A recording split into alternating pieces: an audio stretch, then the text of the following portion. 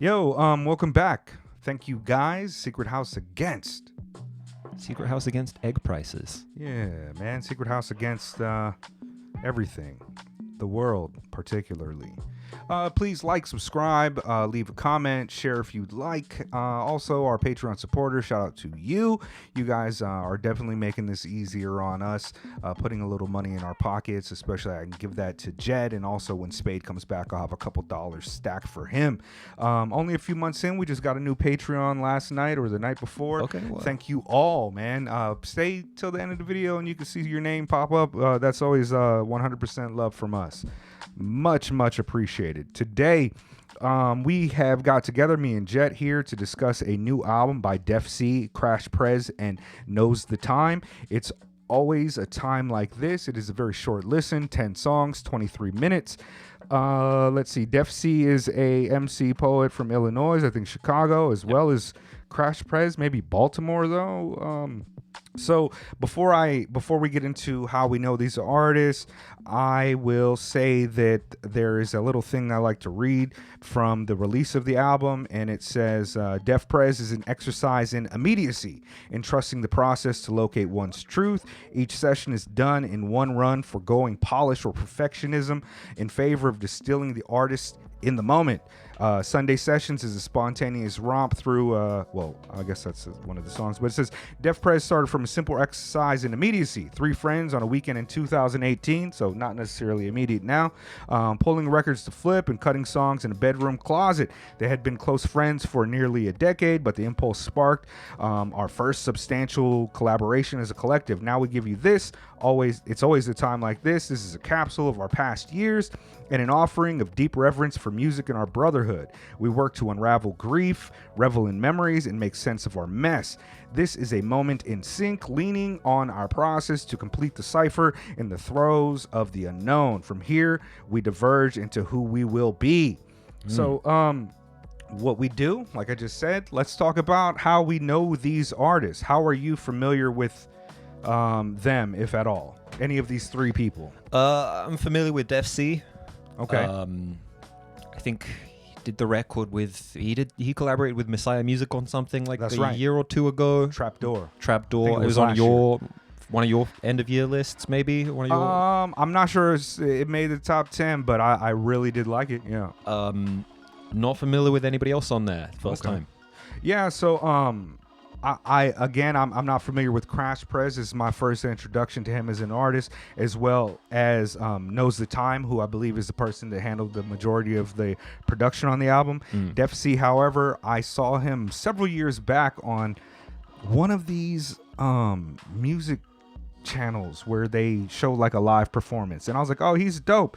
But then I didn't really follow him, because you know how it is. You're introduced to a lot of artists when you pay attention to art, and the first thing that really got me on board and made me become a fan of his music was We Dress the City with Our Names, that a collaboration he did with August Fanon. Shout out to August Fanon, super dope, super ill. And that project, it really spoke to my sensibilities as a former writer, graph writer. I was just like, yo, I like what Defcee does, and of course he's got numerous collaborations with people I appreciate, like we said, Messiah Music, August Fanon. He rocks with the Backwoods Studios cats quite a bit. All of them are comrades and brethren, and his last project that I listened to was his collab with Boathouse, For All Debts Public and Private. I highly recommend going back to listen to a lot of those tracks and a lot of his music. He's got some joints with Joshua Virtue, who you guys have heard me kind of extol my appreciation for what he does. Yeah, we got to review one of those at some point. Yeah, I'm waiting for his next joint to come out.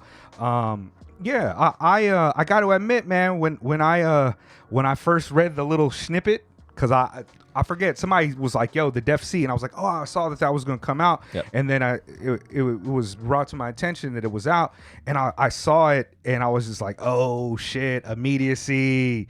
You guys know that I like immediacy, and the album doesn't necessarily kind reflect that in the way that I was expecting. In a lot of ways, you know, it's phenomenally clean. With with immediacy, you expect maybe a verse is not laid down all the way right. There may be a mistake in it or something like that, but I don't know. Should I talk about? I wrote a lot about immediacy before I listened to the album. Yeah, no, get into it.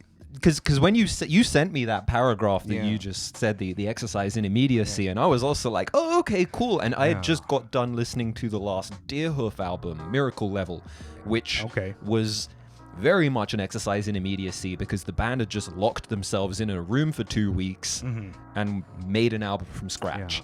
And you can really hear it. There's very little overdubbing on the album. There's a couple mistakes on there here and there, and the whole thing was just played from start to finish, one take in a recording. And it's really, really dope. Word, really I've got to check that. So I was like, oh, if that can translate into a hip hop record, that's very exciting to me. Well, you know, like Cities of Eve is really big on immediacy too, and a lot of the things that he puts out are him just kind of messing with things, hitting record, and see how they turn out. And for me, I've said before in the past, especially on the one video where people ask my kind of ideological tendency as it pertains to Marxism. I was an anarchist for a long time before I finally. I now consider my tendency as a Marxist, but immediacy is an aspect that kind of grows out of the situationist movement with the Dadaist, and especially immediacy as a radical practice is something that I think is really important, and how it pervades as a kind of invisible fulcrum in hip hop, especially how it plays into the participatory element of hip hop's production and as a subculture, but also in the reproduction as culture. I think that the four elements of hip hop are just have immediacy packed into them, and that's, like I said, one of the fulcrums, one of the most important parts. It's there in a very straightforward and fundamental way. For breaking, I'm talking about like the four basic elements of hip hop, not including knowledge like a person that rocks with Zulu Nation might say. But with breaking, it's fairly straightforward. You practice the dance, but when you're doing it, you hear the music, so it comes across as when you're beat killing to a song that maybe you never heard before.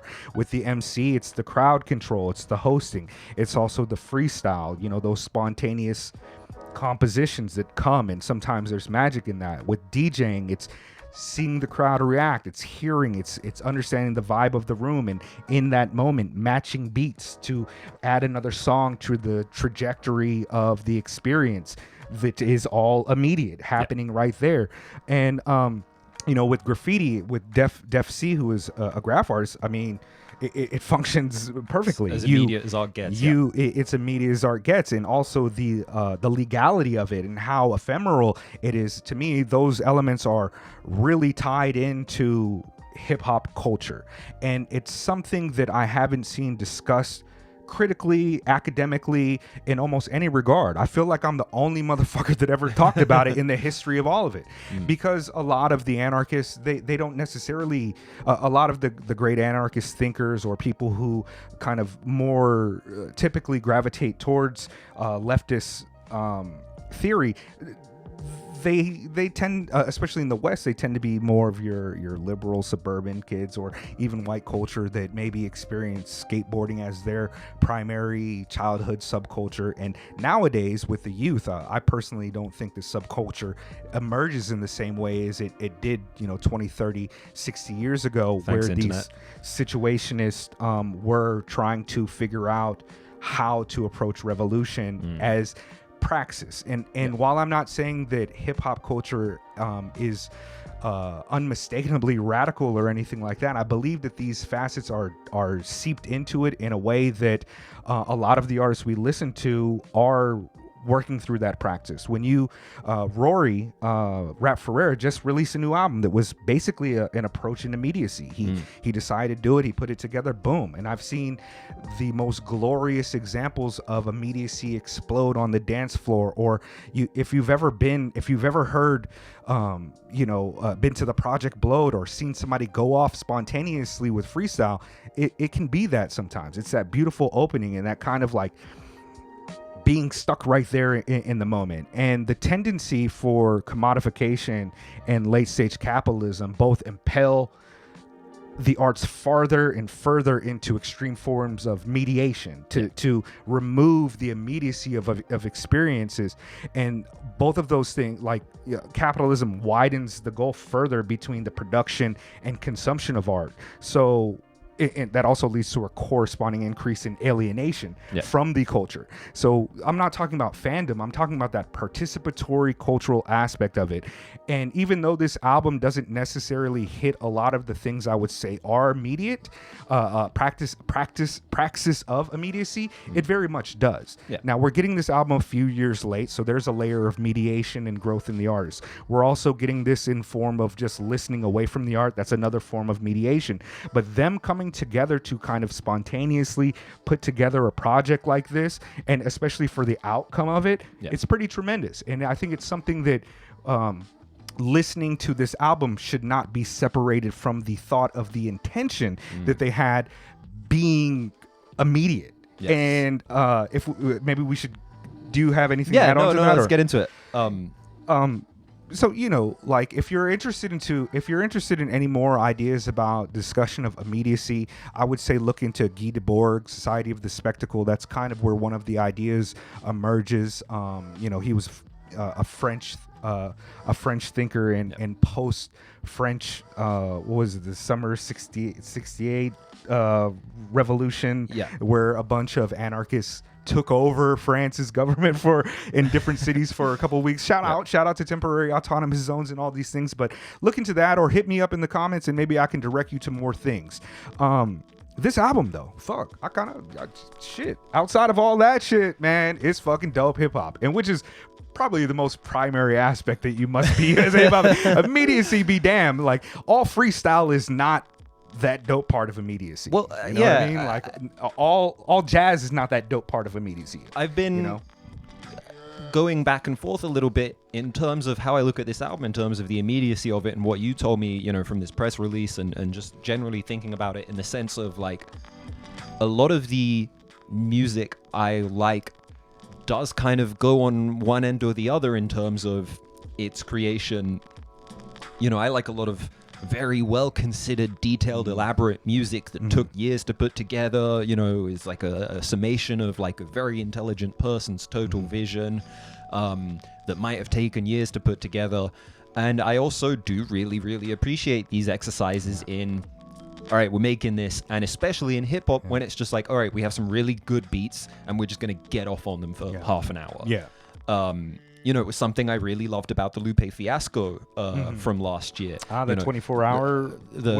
He recorded it in like 2 days or whatever, or like at least Drill ostensibly, Music and Drill Music and Zion. That was an album. I had kind of stopped caring about Lupe Fiasco, and he released this album, and it is just him getting off for half an hour, 40 minutes over a bunch of really, really good beats. And this album is kind of similar in that respect. It's a little more left field than the Lupe is. It's a little more weird. Casual too. A little more casual, not quite as a display of skill in the way that the Lupe Fiasco is, even though there is certainly a lot of skill in the creation of this record.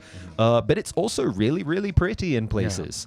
Well, one of the things I was very interested in finding out more about the actual process, because there seems to be the features on the album from like Matt Vista and Jamie Brewick.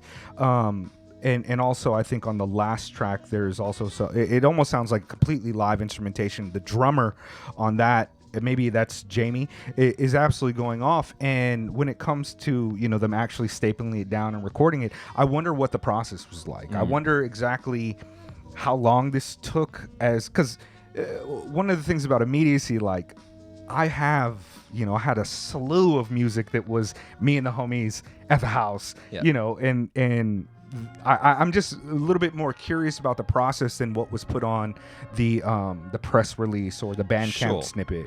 But it does come across as it seems more refined than I was expecting when I read the kind of the spiel. You would think that maybe with the emphasis on immediacy, there'd be like a stumbling over a word or a verse, or maybe the beat doesn't sound as refined. But this is a very kind of clean and well put together. Sounds very good. All aspects of it, even the verses. It's not like they're freestyled. I don't believe if they are. Oh my fucking god! Yeah. But like Defcee has some very what seems to be thought out and poignant reflections on, you know, different times in his life or different ideas that come across, and it is not a listen that can just easily be like, all right, we freestyled over some fucking beats that you made from samples that you had, you know, a day ago. And it's not that. It's very dope and clean and fucking hard. What did you think about when I first heard it? I'm not gonna lie, like I listen to Defcee quite a bit. I like him, but CrashPrez and Defcee's vocal tones are not that different. They're very similar. They're very, to the point where I was like, whose verse is this? I thought it was producer and Defcee at first. Right. I didn't know it was a 3-piece. I thought it was producer and Defcee.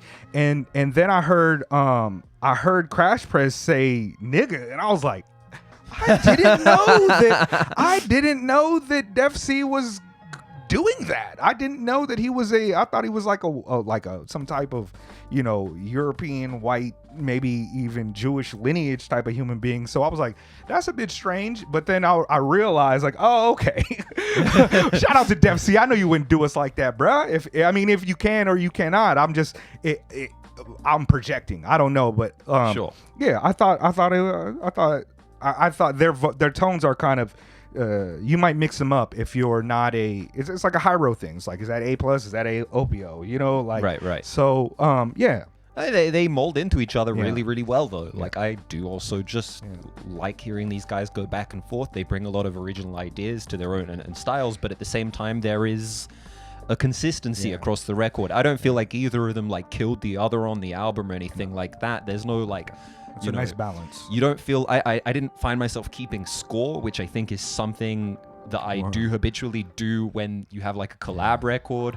You know, I was keeping score. Most famously, I mean, like you know, like the J-Lib joint. I remember like the whole time I'm like, Dilla's beat's a little better than Madlib's beat here, but Madlib's rapping a little better here. Like, Dilla's like not really performing. You know, you find yourself keeping score on a lot of these kind of 2-man, 3-man efforts. You know. 2 MCs, but here, no, I think, you know, it's all great from start to finish. And like I said earlier, one thing that kind of, I guess, surprised me is that the album is very pretty. Chords, choice of instrumentation, the general like composition and stuff like that. Even on Keep That, which is very trap flavored relative to the rest of the album, and is you know, kind of stands out. Like you hear these trap drums come in, and even some of the flows on there are a little more. Defcee's going off on like double time triplets and stuff like that. Hard though. the like the arpeggio is really cute. Like it's nice. It sounds good. The whole album from start to finish, more or less. I wanted to dislike that for some reason. As soon as I heard, I wanted to dislike it. But by the end of the track, by the end of that Defcee verse, I was like, all right, I appreciate it.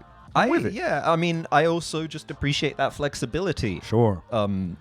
You know, this kind of, I think, as fans of underground hip hop and all of its trappings, sometimes there is like a Twitch reaction to just be like, oh, here we go, triplets, like, you know, hi-hat going very quick in the background. But the kind of transition into that, you know, roughly a third of the way into the record, not a long record, 24 minutes, was really cool. And just generally across the board, the album kept me engaged and kept me guessing in a lot of ways. You know, there are points, if I could say also stylistically, while their vocal tones are somewhat similar, stylistically, once you kind of develop like the ear for how they're rhyming, even when they're switching styles, it's like, oh, okay, like it becomes easier to understand because they do have different approaches in the writing and the different approaches and kind of theming and things that they say and how directly they say them.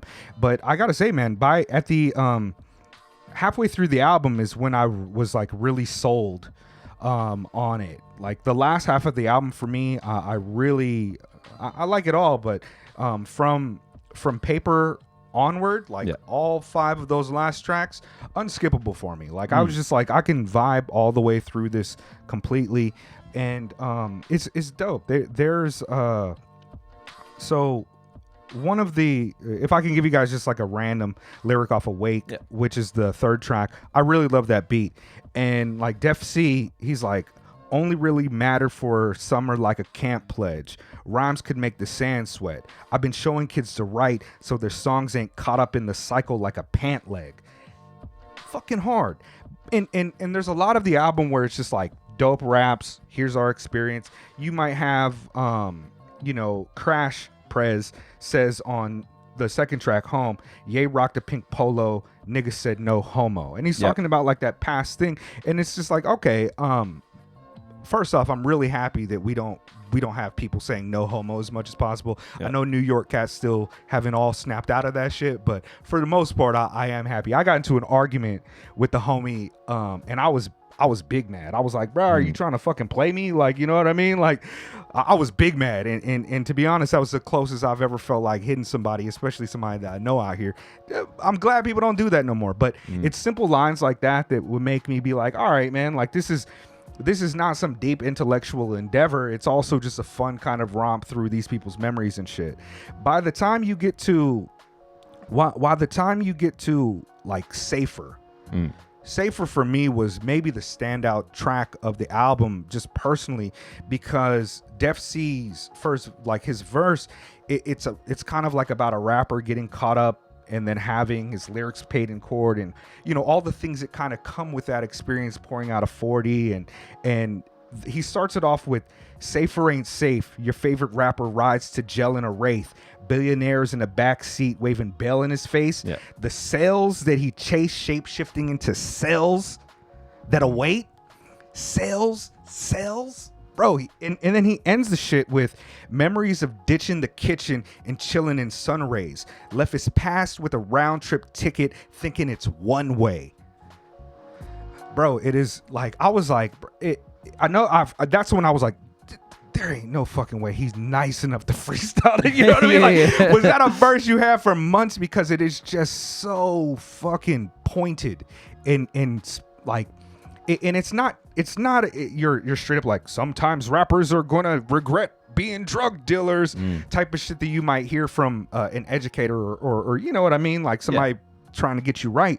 Is really fucking vividly poetic and beautiful, and that's one of the reasons I like Defcee. A lot of times he has these type of moments that paint very vivid pictures of something.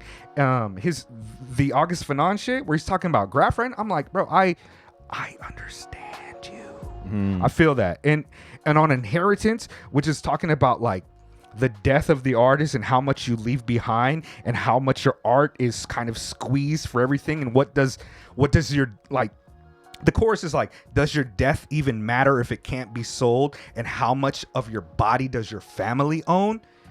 It gets dope, bro. This is fucking hard. These are, and for one thing that I enjoyed is that I went to the Bandcamp and I was, listening on my second listen, reading the lyrics, because I didn't realize that it was, you know what I mean? Yeah.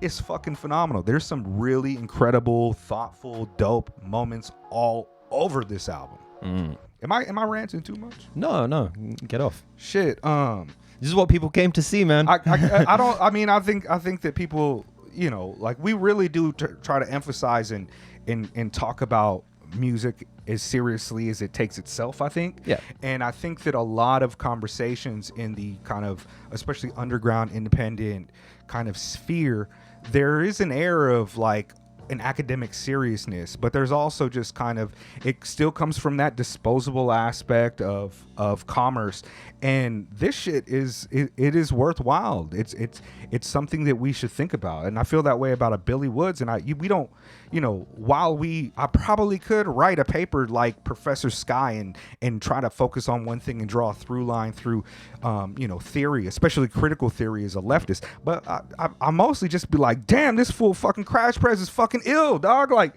that's what I like, and there is just much more to it, man. Some of us only hang on by a thread, and then the rope snaps at the wake in my father's suit because I was broke flat. Listen to the eulogy, something under my coat cracked. Now I reach into the Grim Reaper's mouth and snatch they ghost back.